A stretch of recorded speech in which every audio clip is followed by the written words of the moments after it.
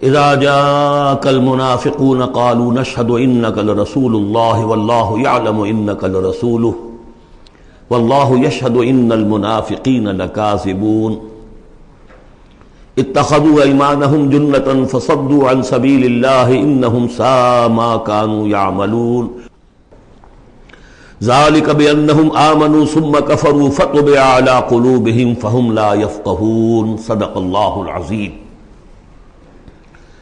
رب اشرح لي صدري ويسر لي امري واحلل عقدة من لساني يفقهوا قولي۔ قرآن مجید میں جو مدنی صورتوں کا یہ سب سے بڑا گلدستہ ہے، اس کے ہم 4 جوڑے پڑھ چکے ہیں، 3 جوڑے، سورہ حدید اور سورہ مجادلہ، پھر سورہ حشر اور سورہ ممتحنہ، پھر مرکزی جوڑا سورہ صف اور سورہ جمعہ۔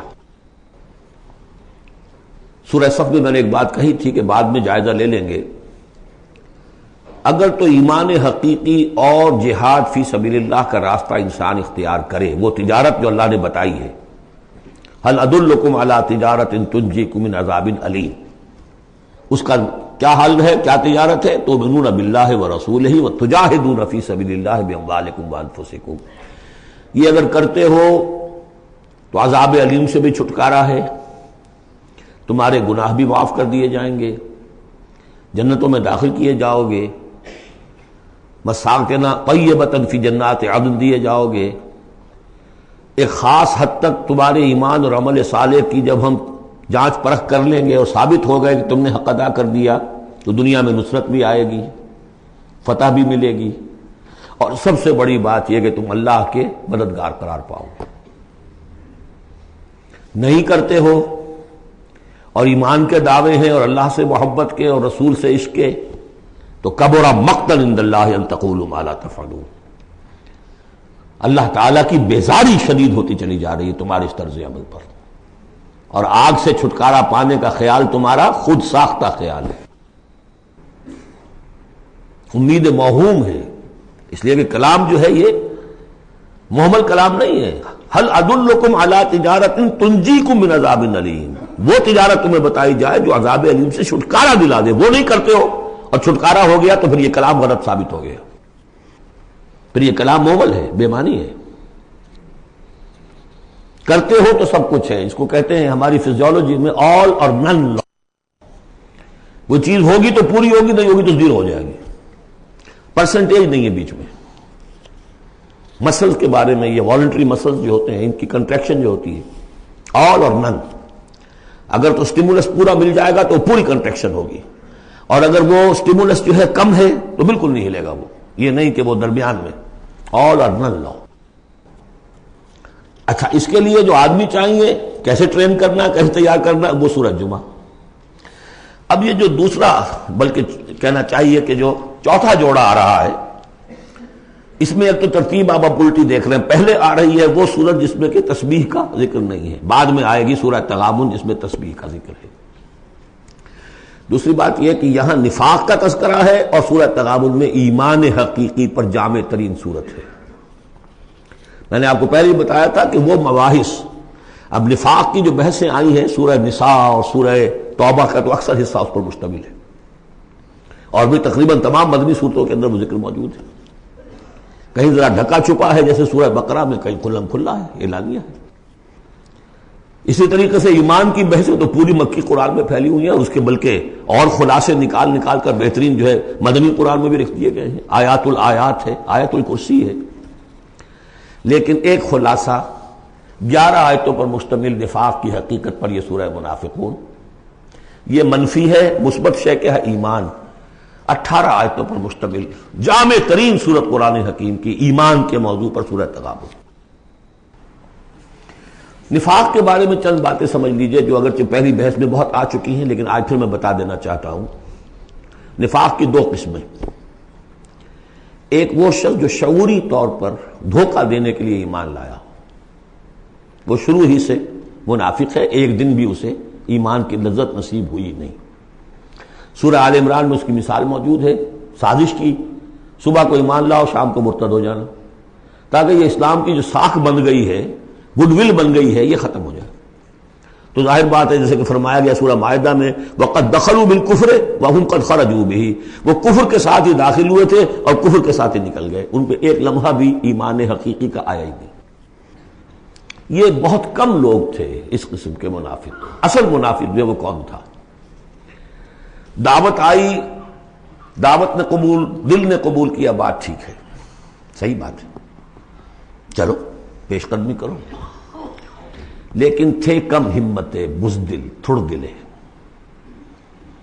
اب ظاہر بات ہے یہ دعوت تھی انقلابی دعوت، انقلابی دعوت میں تصادم کے مراحل آتے ہیں، اور وہاں جو ہے تکلیفیں، آزمائشیں، مصیبتیں، ایثار مال، بذل نفس، یہاں تک کہ وہ مرحلہ بھی آ سکتا ہے کہ نقد جان ہتھیلی پر رکھو اور میدان میں آ جاؤ۔ اب جو ذرا کمزور لوگ تھے ان کی ٹانگیں ذرا ہلنی شروع ہوئی، کپ کپی۔ پہلا مرحلہ یہ ہوا ان میں کہ انہوں نے اپنی قصور کو ماننا، ہم سے خطا ہو گئی، غلطی ہوئی۔ یہ سورہ توبہ میں پڑھ چکے ہیں، خلطوا عملا صالحا وآخر سیئا۔ اب یہ ہے کہ کسی وقت اچھے کام بھی کر رہے ہیں، کسی وقت کوئی برا کام بھی کر دیا، کبھی کوئی لبیک بھی کہہ دیا، کبھی کہیں کھسک گئے، لیکن اپنی غلطی مان لی کہ حضور ہم سے غلطی ہوئی، ہم کوئی جھوٹا بہانہ نہیں بناتے، آپ جو سزا چاہیں دے لیں، ہم حاضر ہیں۔ اس درجے کو کہیں گے ضعف ایمان، یہ نفاق نہیں ہے، ضعف ایمان۔ اگلا درجہ آتا ہے جب آدمی کی جو جھوٹی عزت نفس ہے، اخذت العزت بالاسم، وہ جھوٹی عزت نفس اسے کہتی کب تک مانو گے اپنی خطائیں، تو جھوٹا بہانہ کر دیا کرو، یہ تھا مسئلہ، وہ تھا مسئلہ، یوں تھا، ایسا تھا، خدا کی قسم نہیں، وہ تیسرا مرحلہ ہے۔ جھوٹا بہانہ جہاں شروع کیا نفاق شروع ہو گیا۔ لہذا منافقین کے ضمن میں ہمیشہ آپ کذب کذب کذب اس کو دیکھیں گے۔ اگلا مرحلہ آیا اور دیکھا کہ یہ تو اب ہماری قسم، ہم جو بہانہ بناتے تو لوگ مسکراتے ہیں، کچھ وہ سمجھتے ہیں کہ یہ جھوٹا بہانہ بنا رہا، لہذا قسمیں کھا کر مؤکد کیا اپنی قسموں سے۔ یہ سیکنڈ سٹیج میں ٹی وی آ گئی، نفاق کی T V in second stage, جھوٹا بہانہ فرسٹ سٹیج، جھوٹی قسم سیکنڈ سٹیج۔ ایک عرصہ آتا ہے جس کے بعد اس پر بھی اعتماد لوگوں کا اٹھ جاتا ہے، تو اب ان کے اندر ایک شدید قسم کا ریئیکشن پیدا ہوتا ہے، ایمان اور اہل ایمان کی دشمنی پیدا ہو جاتی ہے، اور یہ دشمنی سب سے زیادہ ٹارگٹ کرتی ہے قائد کو۔ اس نے ہمارے لیے ساری مصیبت کھڑی کر دی، ہم آرام سے اپنے مدینے میں آباد تھے، رہ رہے تھے، یہ آ گیا، اس نے آ کر یہ سارا جو ہے معاملہ ہمارے لیے، بھائی کو بھائی سے جدا کر دیا، خاندانوں میں رفت پیدا کر دی۔ اب ہمارے دوستیاں تھیں ان سے اوس اور خزرج کی دوستیاں تھیں، ان تمام یہودی قبائل سے ہمارے وہ سارے حلیفی تعلقات ٹوٹ گئے، تو وہ ساری دشمنی جو ہے اب یہ عداوت بن جاتی ہے اہل ایمان کی، اور خاص طور پر اہل ایمان کے قائد جو اس وقت کون تھے؟ محمد رسول اللہ۔ دس از دی تھرڈ سٹیج۔ یہ ٹی وی کی وہ تھرڈ سٹیج ہے جو پہلے کبھی ہو جاتی تھی تو ہم سمجھتے تھے کہ اب یہ لا علاج ہے۔ یہ ہے نفاق کی اصل حقیقت۔ اسی لیے اس وقت جو لوگ کسی تحریکی تصور سے آشنا ہی نہیں، انقلابی تصور دین ان کے سامنے آیا ہی نہیں، وہ منافق نہیں ہو سکتا، وہ ضعیف الایمان آدمی ہے۔ لیکن جو شخص ایک مرتبہ کسی تحریک کو، انقلابی تحریک کو قبول کر کے آگے آ جائے، اب وہ منافق ہو جائے گا اگر وہ ٹھیک نہیں چلتا ہے۔ یہ بات میری جو ہے آج پلے باندھ لیجئے۔ عام اس وقت مسلمان منافق نہیں، انہیں پتہ ہی نہیں کہ دین کا تصور یہ ہے، دین کا یہ مطلب ہے، مولویوں نے سمجھایا ہی نہیں۔ دین کا نام ہے نماز، روزہ، اور لیلۃ القدر مل گئی تو بیڑا پار، ساری زندگی کے سارے گناہ معاف۔ انہیں تو یہ تصور دیے گئے، حج کرائے تو پاک ہو کے آ گئے، عمرہ کیا تو پاک ہو کے آ گئے، باقی یہ کہ تم جس طرح چاہو کماؤ۔ لہذا وہ بھی چاہے وہ منافق و نابغ نہیں ہے، وہ ضعیف الایمان ہے، جو بھی ہے وہ اللہ تعالیٰ جو معاملہ ان سے کرے۔ جو شخص کسی حقیقی انقلابی اسلامی تحریک سے متعلق ہو جائے، اس کو حق سمجھ کر، پھر اگر وہ پیچھے ہٹ رہا ہے اس لیے کہ قائد میں اسے کوئی چیز ایسی نظر آئی کہ یہ تو غلط کار انسان ہے، دھوکے باز انسان ہے، ٹھیک ہے، پیچھے ہٹ جانا چاہیے۔ اگر یہ طریقہ کار جو اس نے بتایا تھا یہ اس سے منحرف ہو گیا ہے، پیچھے ہٹ جانا چاہیے۔ جو اس نے طریقہ کار بتایا تھا اس وقت ہمیں معلوم ہوا تھا ٹھیک ہے، لیکن اب ہم سمجھتے ہیں کہ ٹھیک نہیں ہے، پیچھے ہٹ جانا چاہیے۔ یہ سب ٹھیک، اس میں نفاق نہیں ہوگا، لیکن محض اس لیے کہ اب مشقت کرنی پڑ رہی ہے، محنت کرنی پڑ رہی ہے، اپنے کیریئر پر آنچ آ رہی ہے، اپنے لیے جو ہیں اور زندگی کی لذتیں جو ہیں ان میں ہمارا گھاٹا پڑ رہا ہے، جائیے کہ کبھی امیر نے ڈانٹ دیا ہے. یہ تو ہوتا ہے جماعتوں کے اندر، ہوتا ہے، زجر بھی ہوتی ہے، توبیخ بھی ہوتی ہے. حضور نے یہاں تک بھی کہا کہ میرا جی چاہتا ہے کہ جو لوگ نہیں آتے فجر کی نماز میں کسی اور کو یہاں پر امام بنا کر کھڑا کر دوں اور جا کر ان کے گھروں کو آگ لگا دوں. یہ بھی تو کہا ہے محمد رسول اللہ صلی اللہ علیہ وسلم. تو بہرحال اس وجہ سے اگر کوئی پیچھے ہٹا تو وہ اس پروسیس میں آ جائے گا، اس کو اچھی طرح سمجھ لینا چاہیے. بسم اللہ الرحمن الرحیم. اذا جاءك المنافقون قالوا نشهد انك لرسول اللہ. اے نبی جب آپ کے پاس آتے ہیں منافق اور وہ کہتے ہیں کہ ہم گواہی دیتے ہیں، ہم کہتے ہیں، ہم اقرار کر رہے ہیں کہ آپ اللہ کے رسول ہیں. واللہ یعلم انک لرسول، اللہ جانتا ہے کہ آپ اس کے رسول ہیں. اللہ سے بڑھ کر اور کون جانتا ہے کہ آپ اللہ کے رسول ہیں. لیکن واللہ یشہد ان المنافقین لکاذبون، اللہ گواہی دیتا ہے کہ یہ منافق جھوٹے ہیں. یہ دل سے بات نہیں کہہ رہے. اتخذوا ایمانہم جنۃ، پہلی سٹیج کاذبون کے حوالے سے یہ جھوٹے ہیں، نفاق کی پہلی سٹیج. پھر انہوں نے اپنی قسموں کو ڈھال بنا لیا. اتخذوا ایمانہم جنۃ فصدوا عن سبیل اللہ، انہوں نے اپنی قسموں کو ڈھال بنا کر اور اللہ کے راستے سے رک گئے. خدا کی قسم یہ مسئلہ تھا، میں اس لیے نہیں جا سکا، میری بیوی بیمار تھی، کوئی دیکھنے بھالنے والا نہیں تھا.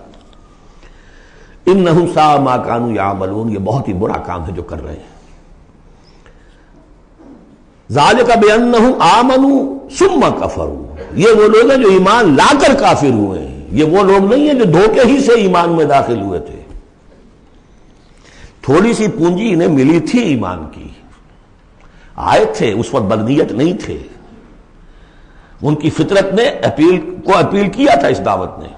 لیکن اب جو پاؤں ان کے ہلے ہیں وہ انہیں کیا پتا تھا کہ یہ شہادت گاہ الفت میں قدم رکھنا ہے. لوگ آسان سمجھتے ہیں مسلمان ہونا، یہ تو انہیں معلوم نہیں تھا. یہ تو معلوم نہیں تھا وَلَنَبْلُوَنَّكُمْ بِشَيْءٍ مِّنَ الْخَوْفِ وَالْجُوعِ وَنَقْصٍ مِّنَ الْأَمْوَالِ وَالْأَنفُسِ وَالثَّمَرَاتِ وَبَشِّرِ الصَّابِرِينَ. وہ تو بن گئے تھے مسلمان. جیسے آئے حضور، پورے اوس و خزرج کے قائدین ایمان لا چکے تھے، سارا قبیلہ لے آیا، ٹھیک ہو گیا. انہیں کیا پتا تھا کیا کچھ آ رہا ہے اس کے پیچھے. یہ ایمان جو ہے یہ تو یوں سمجھیے کہ ٹپ آف دی آئس برگ ہے، اس کے نیچے جو اصل جو آیا ہے برف کا تودا، تو وہ پھر ان کے پاؤں ہے.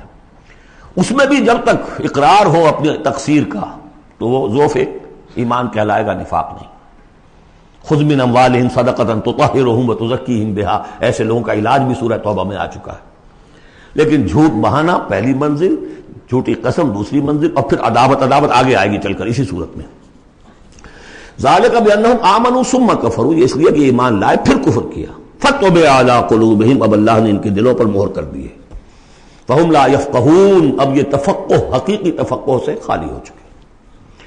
وَإِذَا رَأَيْتَهُمْ تُعْجِبُكَ أَجْسَامُهُمْ، جب اے نبی آپ انہیں دیکھتے ہو کہ جسم آپ کو بڑے اچھے لگتے ہیں، بڑے تن و توش والے. وَإِن يَقُولُوا تَسْمَعْ لِقَوْلِهِمْ، جب وہ آپ سے بات کرتے ہیں تو آپ بڑے غور سے سنتے ہیں. چودھری لوگ جو ہوئے، سرمایہ دار بھی ہوئے، چودھری بھی ہوئے، تو ان کی حیثیت ہے تو آپ توجہ سے سنتے ہیں ان کی بات. كَأَنَّهُمْ خُشُبٌ مُّسَنَّدَةٌ، اے نبی یہ تو ان سوکھی لکڑیوں کے مانند ہیں جو اپنے بل پر نہیں کھڑی ہوا کرتی، انہیں ٹیک لگا کر کھڑا کیا جاتا ہے. یحسبون کل صیحۃ علیہم، اندر سے اتنے بودے ہیں کہ ذرا سی آہٹ ہوتی ہے تو ان کی جان پر بن جاتی ہے. وہ سمجھتے ہیں کہ پھر آئی کوئی مصیبت، کہیں اور سے پھر شاید کوئی حملے کی خبر آ رہی ہے اور پھر کوئی جنگ ہوگی، پھر کہیں گے نکلو اللہ کی راہ میں. یحسبون کل صیحۃ علیہم، اپنے اوپر ہی سمجھتے ہیں ہر آہٹ کو. ہم العدو، یہ تیسری سٹیج ہے. یہ اب اصل دشمن یہ ہے. باہر کا دشمن جو آ رہا ہے ابو جہل لشکر لے کر یا ابو سفیان لشکر لے کر، وہ اتنا خطرناک نہیں جتنے کہ یہ ہے. یہ مارے آستین ہے، یہ اندر سے ڈنک مارنے والا. ہم العدو، اصل دشمن یہ ہے. فاحذرہم، ان سے بچ کر رہو، چوکس رہو، چوکنے رہو، چاہے معاف کرتے رہو. یہ بات دوسری ہے. حضرت مسیح کا قول آپ کو سنا چکا ہوں کہ فاختہ کے مانند بے ضرر، لیکن سانپ کے مانند ہوشیار رہو. سانپ چوکنا کتنا ہوتا، لیکن سانپ ضرر بھی پہنچا دیتا ہے. تم چوکنے تو ویسے رہو جیسے سانپ ہوتا ہے، بے ضرر ایسے رہو جیسے کہ فاختہ ہوتی ہے. حضور کی یہی شان تھی. جس نے آگے جھوٹی قدم کھائی، جھوٹا ٹھیک ہے بھائی جاؤ، ٹھیک ہے. مروت، شرافت، جس پر کہ پھر اللہ کی طرف سے گرفت بھی آ گئی اف اللہ عنک لما اذنت لهم، اللہ معاف کرے آپ کو، یا اللہ نے آپ کو معاف کر دیا، کیوں آپ نے ان کو اجازت دے دی؟ قاتلہم اللہ انا یؤفکون، اللہ ان کو قتل کرے، گردن مارے اللہ ان کی، کہاں سے یہ پھرائے جا رہے ہیں۔ یعنی قسمت کی خوبی دیکھیے، ٹوٹی کہاں کمند، دو چار ہاتھ جب کہ لبے بام رہ گیا۔ محمد کا زمانہ نصیب ہوا صلی اللہ علیہ وسلم، ان کی دعوت پر لبیک کہنا نصیب ہو گیا، یہ نصیب اللہ اکبر لوٹنے کی جائے، لیکن کہاں سے یہ واپس پھرے، کس جگہ کمند ٹوٹی ہے؟ وَإِذَا قِيلَ لَهُمْ تَعَالَوْا يَسْتَغْفِرْ لَكُمْ رَسُولُ اللَّهُ، جب ان سے کہا جاتا آؤ بھائی غلطی مان لو اپنی، تو اللہ کے رسول تمہارے لیے استغفار کریں گے۔ تو رسول کی دشمنی تو ان کے دل میں بنی ہوئی ہے، کیسے آئیں؟ جب کہا جاتا آؤ تمہارے لیے اللہ کے رسول استغفار کریں گے اللہ سے، لَوَّوْا رُؤُوسَهُمْ، وہ اپنے سروں کو مٹکا، جی آئیں گے ٹھیک ہے ذرا میں بعد میں آؤں گا، وَرَأَيْتَهُمْ يَصُدُّونَ وَهُمْ مُسْتَكْبِرُونَ، اور آپ دیکھتے ہیں انہیں کہ وہ رک جاتے ہیں، آتے نہیں، تکبر ہے، مستکبرون۔ اب نبی کے سامنے جا کے روز اپنی خطاؤں کو ہم اعتراف کرتے رہے، ہماری بھی کوئی عزت نفس ہے، یہ کیا ہے جس وقت چاہا ہمیں ڈانٹ دیا، آخر یہ کہ عزت نفس ہے ہماری بھی۔ سواء علیہم استغفرت لہم ام لم تستغفر لہم، برابر ہے ان کے لیے نبی چاہے آپ استغفار کریں چاہے نہ کریں، لن یغفر اللہ لہم، اللہ ان کو ہرگز معاف نہیں کرے گا۔ اس سے اگلی سٹیج میں یہ آیت آ چکی ہے سورہ توبہ میں، استغفر لہم او لا تستغفر لہم ان تستغفر لہم 70 مرۃ فلن یغفر اللہ لہم۔ اب اے نبی ان کے لیے تو چاہے آپ استغفار کریں چاہے نہ کریں، آپ 70 مرتبہ بھی استغفار کریں گے تب بھی اللہ ان کو معاف نہیں کرے گا۔ اور حضور کی مربت دیکھیے، حضور فرماتے ہیں کہ اگر مجھے یہ معلوم ہوتا کہ 70 سے زیادہ مرتبہ استغفار کرنے سے ان کی نجات ہو جائے گی تو میں 70 سے زیادہ مرتبہ استغفار کرتا، لیکن یہاں 70 مراد نہیں ہے، 70 سے مراد جتنی چاہے آپ استغفار کر لیں۔ ہم الذین، اب یہ عداوت کا جو ہے ان کا جو نقشہ ہے، یہ واقعات پیش کیے جا رہے ہیں۔ ایک غزوے سے واپسی پر دو مسلمانوں کی بیچ لڑائی ہو گئی، ایک مہاجر تھے اور ایک تھے انصاری۔ اب وہ پانی بھرنے پر کہیں، بلکہ ان کی بھی نہیں، ان کے خادموں کی لڑائی ہو گئی تھی۔ اس کو وہاں منافقوں نے اچھال دیا، مہاجرین اور انصار کا جھگڑا بنا دیا، اور کہا اس وقت آ کے عبداللہ ابن ابی نے، دیکھو تم نے اصل میں اے انصار، اے مدینے والو، یثرب والو، تمہاری مثال تو وہی ہے جو کہتے ہیں کہ سمن کلبک یا کولک، اپنے کتے کو کھلا پلا کے موٹا کرو، کس کا بھی تمہیں ہی کاٹے گا۔ تم نے ان کو جگہ دی، پناہ دی، کھلایا پلایا، اب یہ تمہارے سر کو آ رہے ہیں، غریبانوں کو آ رہے ہیں۔ خدا کی قسم اگر ہم اب مدینے پہنچ گئے تو ان ذلیلوں کو وہاں سے نکال باہر کریں گے۔ ان کی یہ جرات، انصاری کا خادم اور ایک مہاجر کا خادم لڑے ایک انصاری کے خادم سے، ہم نے پناہ دی، اپنے ٹکڑے کھلائے، ان کو اپنی جگہ دی، اور آج ہی ہمارے سروں کو آ رہے ہیں، ہمارے منہ کو آ رہے ہیں۔ یہ بکواس اس نے کی۔ وہاں موجود تھے ایک نوجوان زید بن ارقم، انہوں نے جا کے حضور کو بتا دیا۔ حضور نے بلایا، نہیں جی جھوٹ قطر میں نے نہیں کہا، یہ چھوکرے نے پتہ نہیں کہاں سے سن لیا، یہ چھوکرا کیا ہے یہ، اور آپ اس کی بات مان رہے ہیں میرے معاملے میں۔ خاموش رہے حضور۔ پھر یہ آیات اتر گئی جس نے چھوکرے کو صحیح ثابت کیا کہ کہا انہوں نے یہ۔ تو حضور نے فرمایا کہ لڑکے کے کان نے غلط نہیں سنا تھا، لیکن ایک بات نوٹ کر لیجئے، ان معاملات میں بھی حضور کوئی اقدام نہیں کر سکے عبداللہ ابن ابی کے خلاف، یہ نوٹ کرنے کی بات ہے۔ یہ جو لوگ سمجھتے ہیں کہ مکمل سٹیٹ قائم ہو چکی تھی مدینے میں، فوراً حضور کے جاتے ہی بڑی حماقت کے اندر مبتلا ہے۔ یہ ضرور ہے کہ حضور کو وہاں ایک حیثیت حاصل ہو گئی، لیکن جو تصور ہمارا ہے اس زمانے میں سٹیٹ، ریاست میں کبھی یہ ہو سکتا ہے کہ فوج میں سے 1000 میں سے 300 بھاگ جائیں، ان سے کوئی باز پرس بھی نہ ہو بعد میں؟ Is it possible؟ آج کی جدید ریاست میں کہیں یہ ممکن ہے کہ آپ کہیں اور عدالت، کسی اور عدالت میں اپنا مقدمہ لے جائیں؟ محمد کی عدالت میں نہیں جانا جی، ہمیں تو یہودیوں کی عدالت میں جانا۔ منافقین یہ کرتے تھے، کوئی پکڑ نہیں تھی۔ پکڑ کب شروع ہوئی ہے؟ فتح مکہ کے بعد۔ اب یہ اس کی خوش قسمتی تھی عبداللہ ابن ابی کہ اس سے پہلے یہ واصل جہنم ہو گیا خود ہی، ورنہ یہ کہ فتح مکہ کے بعد ریاست قائم ہوئی ہے۔ یہی وجہ کہ اس کے بعد پھر جب جنگ کا اعلان ہوا ہے تو جو نہیں گئے ان سے باس پرس ہوئی ہے، حساب کتاب ہوا، اس سے پہلے نہیں۔ تو اصل میں اسٹیٹ جو ہے عبداللہ ابن ابی کا یہاں پہ بھی خاموش. ایک موقع پر جب کہ تہمت کا معاملہ چل رہا تھا تو ایک دفعہ حضور کی زبان مبارک سے ایسے الفاظ بھی نکل گئے دکھا دل کہ کیا کوئی شخص نہیں ہے کہ جو مجھے اس ایذا رسان شخص جو ایذا پہنچا رہا ہے اس کی ایذا سے بچا سکے. بات اندیا ظاہر تھا صاف کہ کیا کوئی شخص اس کو قتل نہیں کر سکتا. اب واقعات مختلف آتے ہیں. ایک واقعے میں تو یہاں تک آتا ہے کہ سعد ابن معاذ موجود تھے, انہوں نے کہا کہ حضور آپ مجھے حکم دیجیے میں قتل کرتا ہوں اس کو. سعد ابن عبادہ تھے, وہ خزرج میں سے تھے, وہ فوراً تم یہ اس لیے کہہ رہے ہو کہ وہ خزرج کا آدمی ہے. تو معلوم یہ ہوا کہ وہ جو قبائلی عصبیتیں تھیں کسی نہ کسی درجے میں ابھی موجود تھیں, ایک دن میں صاف نہیں ہوتی یہ چیزیں. پھر حضرت سعد ابن عبادہ کہتے ہیں حضور سے, حضور اس شخص کے معاملے میں نرمی کیجئے, اصل میں اس شخص کو ہم بادشاہ بنانے کا فیصلہ کر چکے تھے, اس کے لیے ہم تاج تیار کر چکے تھے, آپ آئے تو اس کے سارے خواب جو ہیں وہ بکھر گئے. اس کا ایک طرز عمل ہے لیکن یہ کہ اس کا اثر ہے ہمارے قبیلے میں. حکمت اور مصلحت کا تقاضا یہ ہے کہ اس کے خلاف اقدام نہ کیا جائے. یہ بات سمجھ میں ابھی ریاست اس درجے کی نہیں تھی کہ ان تمام چیزوں کو بالکل ان مصلحتوں کو بالکل نظر انداز کرتے ہوئے جو قدم چاہے اٹھا دیں, یہ نہیں. اب کتنا بڑا کفر ان کا چلا آ رہا ہے یہاں پر. ہم الذین یقولون لا تنفقوا علی من عند رسول اللہ حتی ینفضوا, یہی ہے وہ لوگ جو کہتے ہیں کہ مت خرچ کرو ان پر جو اللہ کے رسول کے گرد جمع ہو گئے ہیں. دیکھنا ان بستیوں کو تم کے ویراں ہو گئیں, یہ سب بھاگ جائیں گے اگر تم ان کے اوپر خرچ نہ کرو. حتی ینفضوا, یہاں تک کہ وہ منتشر ہو جائے. وَلِلَّهِ خَزَائِنُ السَّمَاوَاتِ وَالْأَرْضِ, حالانکہ اصل خزانے کائنات کے آسمان اور زمین کے اللہ کے اختیار میں ہیں. وَلَٰكِنَّ الْمُنَافِقِينَ لَا يَفْقَهُونَ, لیکن ظاہر بات ہے کہ منافقین اس کا فہم نہیں رکھتے. يَقُولُونَ لَئِن رَجَعْنَا إِلَى الْمَدِينَةِ لَيُخْرِجَنَّ الْأَعَزُّ مِنْهَا الْأَذَلَّ, اور وہ کہتے ہیں اگر ہم مدینے لوٹ گئے, اب چونکہ فوج واپس آ رہی تھی ایک جنگ سے, اب جب مدینے پہنچ جائیں گے تو لازماً جو عزت والے ہیں نکال باہر کریں گے ان ذلیلوں کو. اور ذلیل سے مطلب کمزور, ذلیل کا مطلب جو ہے وہ ہماری زبان میں جو ہوتا ہے کمینہ وہ نہیں ہے, کہ ان کو ہم نکال باہر کریں گے.